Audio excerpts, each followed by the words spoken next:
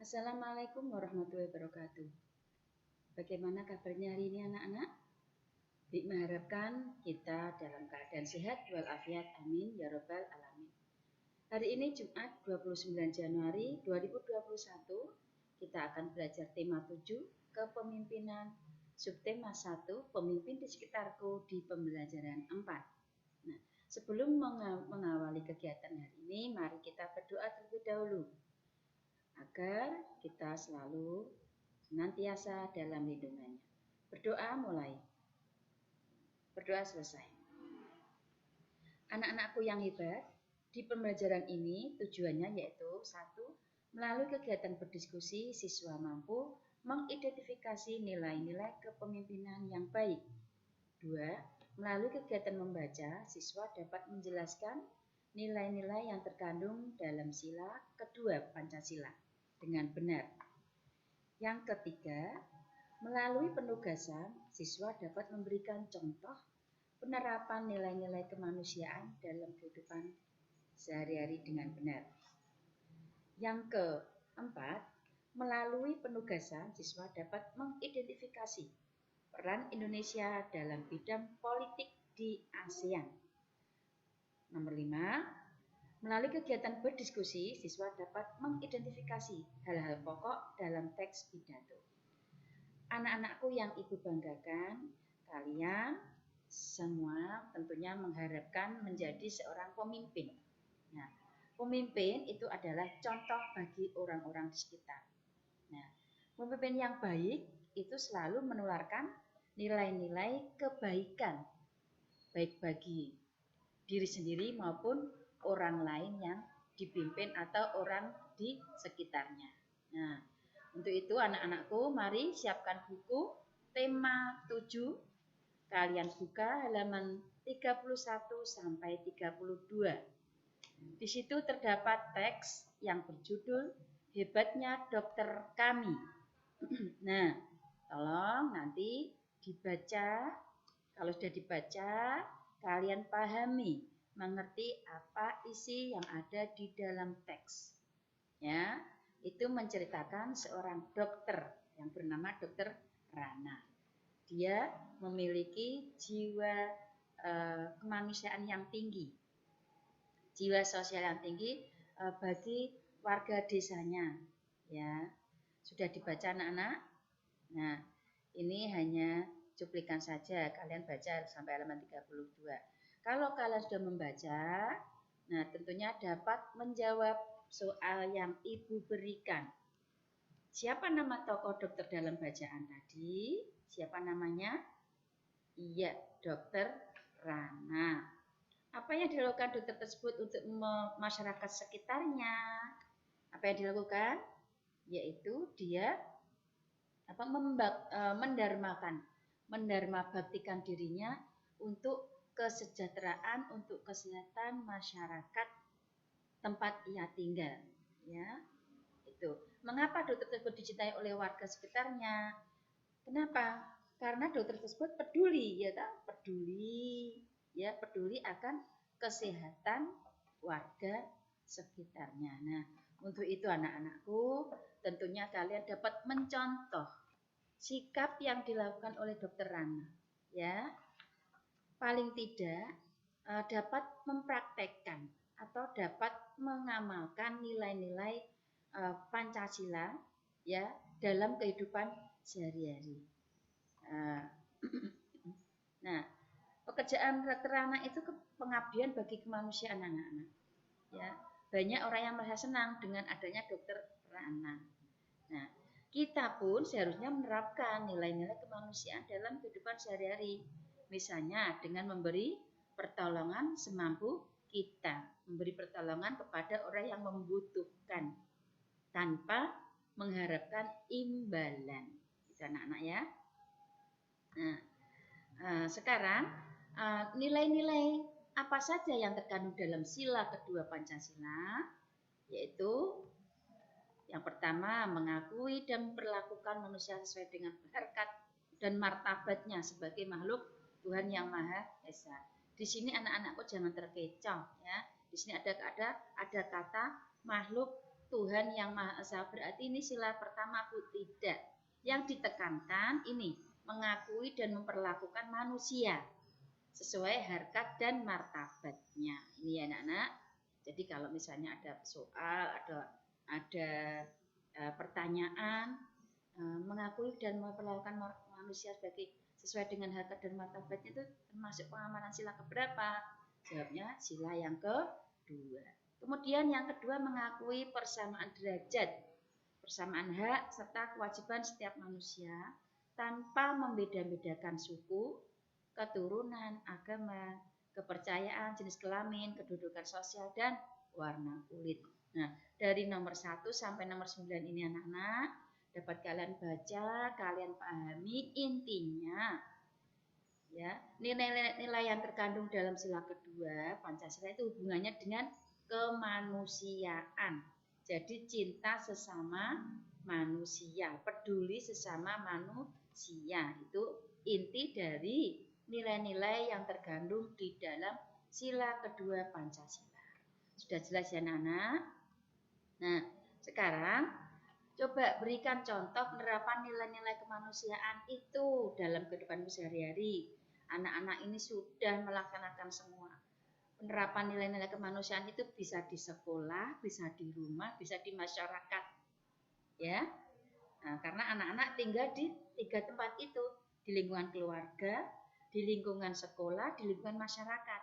Jadi dimanapun kalian berada harus dapat menerapkan nilai-nilai kemanusiaan dalam kehidupan sehari-hari. Di sini Bima memberikan contoh, yaitu penerapan nilai kemanusiaan yang kedua di rumah. Ya, ada membantu ayah mengecat dinding di rumah, membantu pekerjaan ibu, bergotong royong merapikan taman dan lain sebagainya.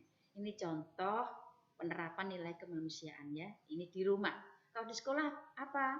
Ya, saling menghormati pada teman, ya, tidak mencela, ya. Ini termasuk kemudian tidak membedakan agama, saling berteman, yaitu namanya penerapan nilai-nilai kemanusiaan. Selanjutnya, apa pendapatmu mengenai pelaksanaan nilai-nilai kemanusiaan di lingkungan sekitarmu? Tentunya kalau pelaksanaan nilai-nilai kemanusiaan sekitar merupakan kewajiban bagi setiap individu dalam lingkungan sosial. Nah, dengan adanya nilai kemanusiaan sangatlah penting demi adanya keharmonisan dalam menjalani interaksi sosial.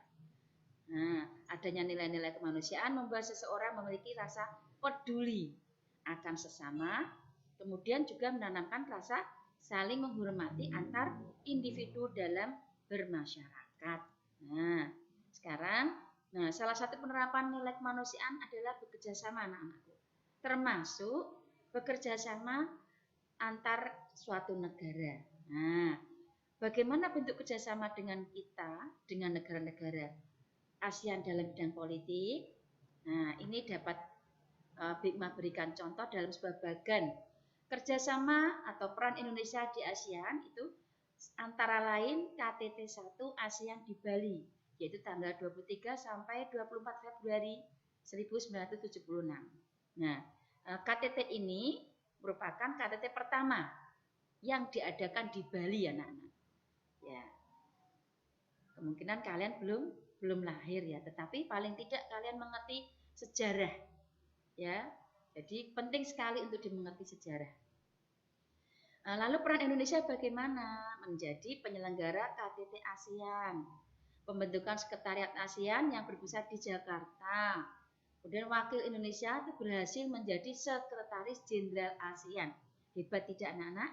Ya, ini adalah peran Indonesia waktu diselenggarakannya KTT yang pertama ASEAN di Bali. Nah, selanjutnya kerjasama antar parlemen di ASEAN, yaitu kerjasama antar parlemen atau AIPO merupakan badan yang didirikan untuk mengingatkan kerjasama antar parlemen negara-negara ASEAN. Nah, peran Indonesia bagaimana? Yaitu mengusulkan pembentukan kerjasama antar parlemen, mendirikan secara resmi kerjasama antar parlemen, ya. Kemudian pertemuan ke-44 Menteri Luar Negeri ASEAN pada tanggal 19 Juli 2011, ya. Ini peran Indonesia dalam kerjasama antar parlemen. Selanjutnya pertemuan ke-44 Menteri Luar Negeri ASEAN, yaitu pada tanggal 19 Juli 2011. Ini hubungannya dengan yang di atas ya. Itu adalah pertemuan ke-44 Menteri Luar Negeri diselenggarakan di Bali ya. Dalam pertemuan tersebut dibahas pembentukan Institut Perdamaian dan Rekonsiliasi atau AIPR. Nah, lalu peran Indonesia bagaimana? Yaitu Indonesia menjadi tuan rumah pertemuan ke-44 Menteri Luar Negeri ASEAN.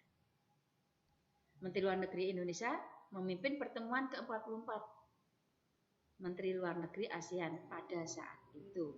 Inilah peran Indonesia dalam bekerja sama di bidang politik ya di ASEAN. Peran yang lainnya itu ada peran di bidang ekonomi, di bidang pertahanan, masih banyak lagi. Di bidang pendidikan, nanti kita bahas pada pertemuan selanjutnya. Nah, untuk selanjutnya, mari kita berdiskusi. Baik berdiskusi bersama orang tua boleh, ya. Pada pembelajaran yang ketiga, kalau sudah mempelajari, mengidentifikasi hal-hal pokok dalam teks pidato, yaitu apa saja anak-anakku? Minimal ada 3, yaitu pembuka, isi, lalu penutup. Nah, ya. Selanjutnya, kalau kalian sudah mengetahui 3 bagian itu, kalian nanti mengidentifikasi hal-hal pokok dalam pidato tersebut. Nah, ingat, waktu menuliskan nanti menggunakan kosakata dalam bentuk baku atau menggunakan ejaan bahasa Indonesia yang baku yang digunakan atau EBI. Sudah jelas anak-anakku untuk materi hari ini, mudah-mudahan dapat dipahami dan diamalkan ya, sehingga kalian berguna bagi diri sendiri, bagi keluarga, bagi lingkungan masyarakat dan bagi negara, karena itu merupakan tanggung jawab sebagai seorang warga negara Indonesia, tanggung jawab sebagai anak dalam keluarga, tanggung jawab sebagai siswa di sekolah. Untuk hari ini ya, tugas hari Jumat 29 Januari 2021 yaitu lengkapilah teks pidato yang rumpang dengan menggunakan kosakata baku dan benar. Kalian kerjakan Ayo Berlatih dari buku Bu Pena, halaman 113. Di situ sudah ada rancangan teks pidato. Kalian tinggal melengkapi. Itulah yang disebut kalimat rumpang. Jadi melengkapi teks pidato. Tentunya dengan memperhatikan kalimat sebelum dan sesudahnya nanti. Sudah jelas anak-anakku? Kalau sudah jelas, nanti kalian tulis semua kalimatnya, ya, lalu dilengkapi. Nah, waktu kalian melengkapi, kalian nanti tulis di garis bawah, ya, di garis bawah, dengan kalimatmu sendiri nanti ya di garis bawah. Kemudian itu ditulis di kertas folio, seperti biasa. Kalau sudah difoto, kemudian kirim ke Google Classroom. Nah, terima kasih. Tetap semangat untuk melaksanakan tugas. Tetap stay at home di rumah bersama orang tua. Sekian. Wassalamualaikum warahmatullahi wabarakatuh.